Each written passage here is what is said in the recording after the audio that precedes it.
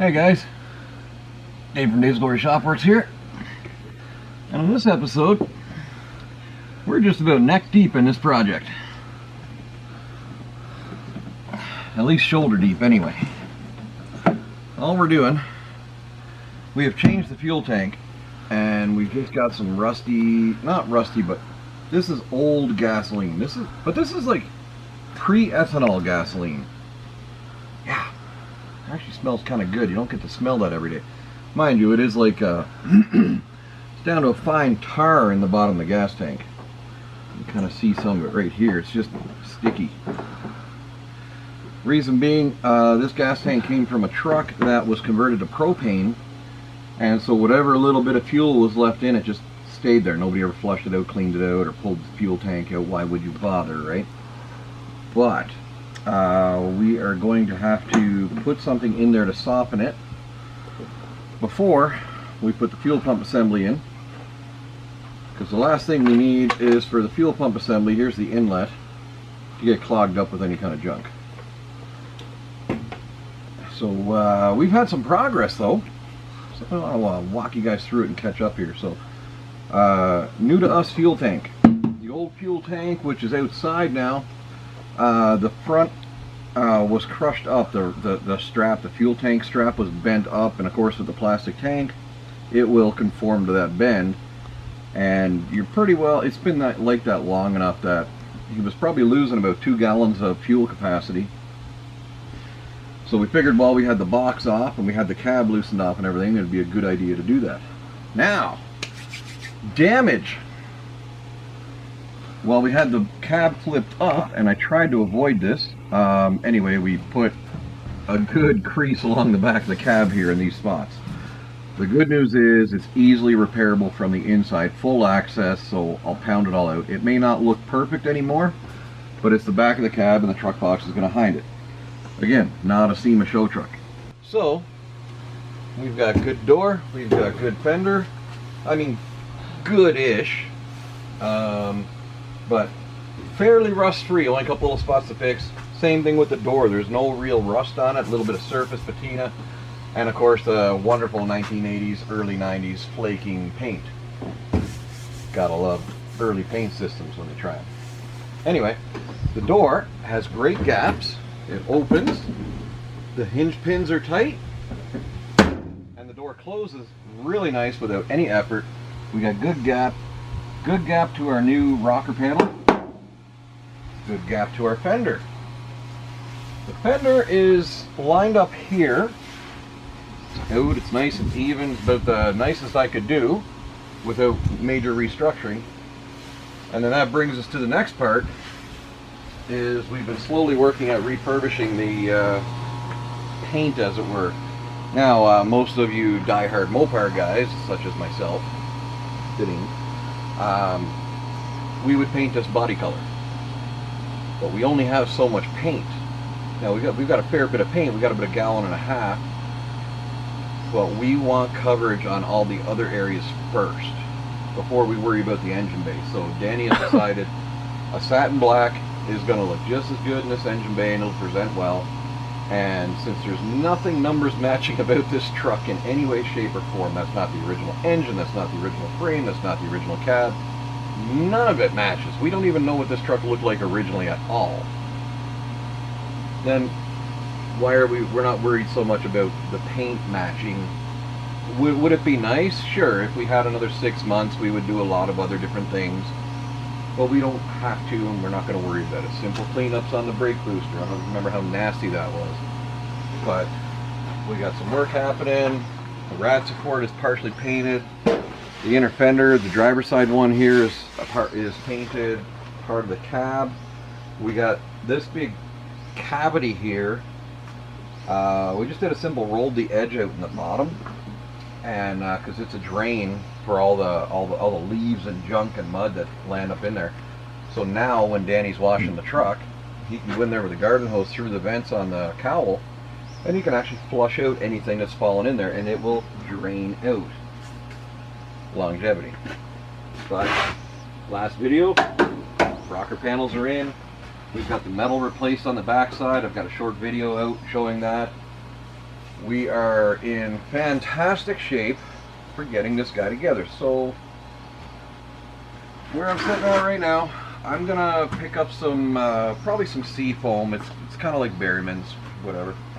I'm gonna pick up some sea foam, pour it in the gas tank, swish it around with a rag, and that will take care of the rest of that varnish.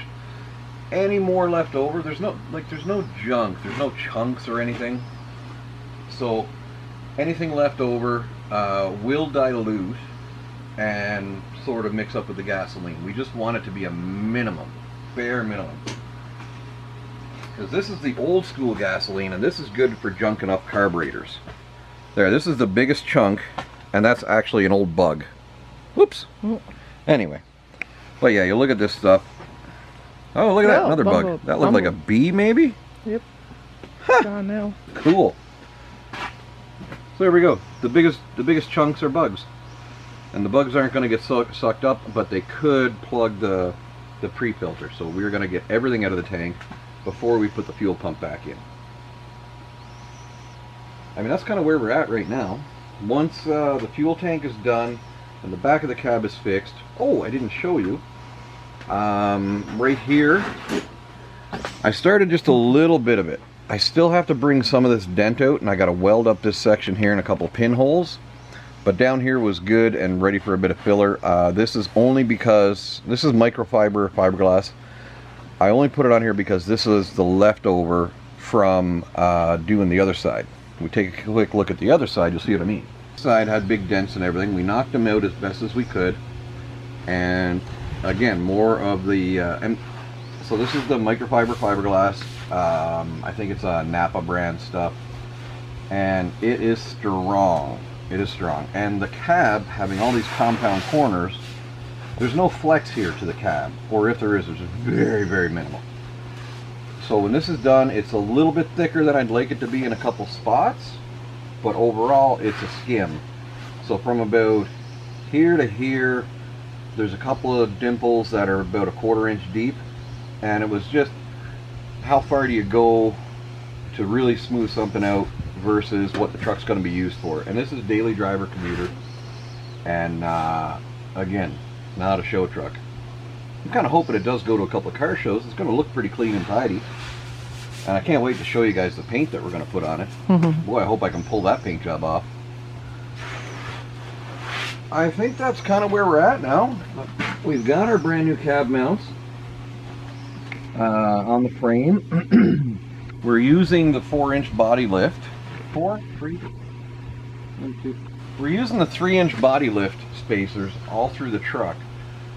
We haven't decided yet if we're going to remove them completely, but that's something that can be done even after paint. It's not a huge deal. The interior stuff is pretty good. Danny might repaint his dash, but again, that's interior. Where are we at now? Well, now we are back to body work on the cab. Rough this in, get it ready for primer. Pull out the door locks and the door handles. On this door, get the body molding off. Gone.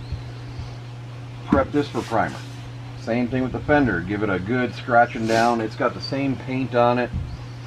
I don't know what you call it, tractor supply paint or just some form of a trem clad or Rust-Oleum. I don't know. Anyway, this is a paint without hardener, so it's got to go. And you can see there's been some scratches and scrapes on it. This stuff has got to go. It's got to go down to bare metal in those spots. We're still not going down to bare metal on everything, but in reality, this body line is pretty straight. We've got a little warble dent here, and that's it until you come up to here. A few little dents. You can't really see them. That's dented in. I don't mind the dents.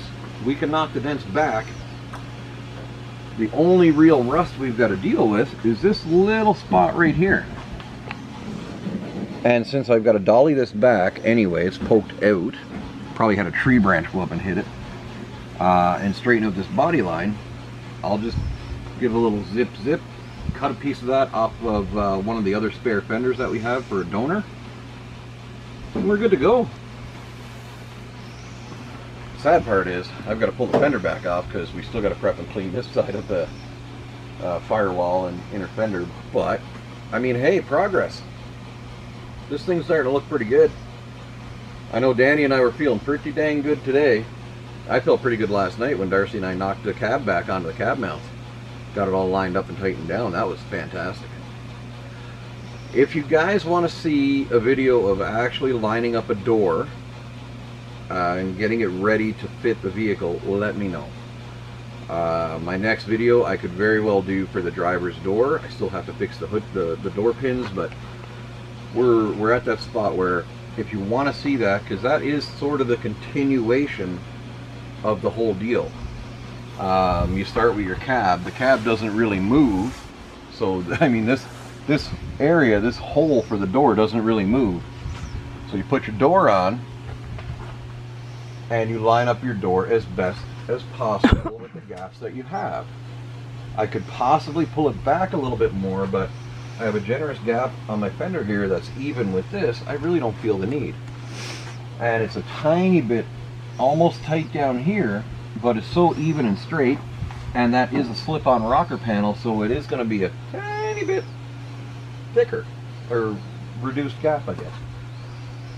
Had to kind of roll and fold this edge on the door here. That worked out really well, so nothing rubs, nothing hits, and we have room for when we put our weather stripping in. We'll be in good shape.